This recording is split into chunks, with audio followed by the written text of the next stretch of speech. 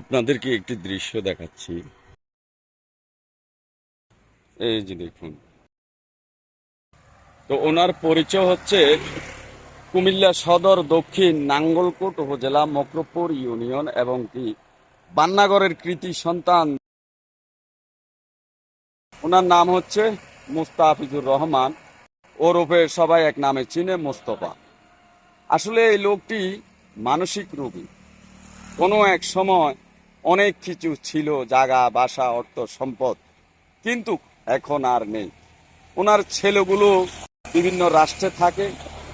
তবে এই যে পিতা এইভাবে মানসিক রোগী, সেটা কিন্তু ওনাদের দোষ না। ওনারা কিন্তু তদারকি করে এবং কি খোঁজ খবর নেয়। কিন্তু এই মুস্তাফিজুর রহমান মানসিক হয়ে হয়তো আজ এদিক সেদিক চলে যায় এবং কি যেই কোনো জায়গা হারিয়ে যায় কখনো কখনো। চলাফেরার টাইমে অনেক রকমের অনেক দৃশ্য আমরা দেখতে পাই। তো আসলে এই ভাইটা মানসিক রোগী, সেই কারণে হয়তো এদিক সেদিক চলে যায়। অন্তত আপনারা খেয়াল রাখবেন, যারা নাঙ্গলকোট উপজেলার মধ্যে বসবাস করেন, অন্তত খেয়াল রাখবেন এই মুস্তাফিজুর রহমানকে।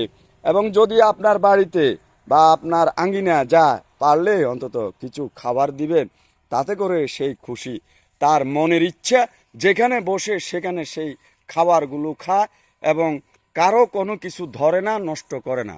দেখেছেন চলে যাচ্ছে। তো প্রিয় ভাইয়ের জন্য দোয়া রইল, ইনশাল্লাহ আল্লাহ পাক যেন সবাইকে ভালো রাখে, সুস্থ রাখে। আল্লাহ হাফেজ।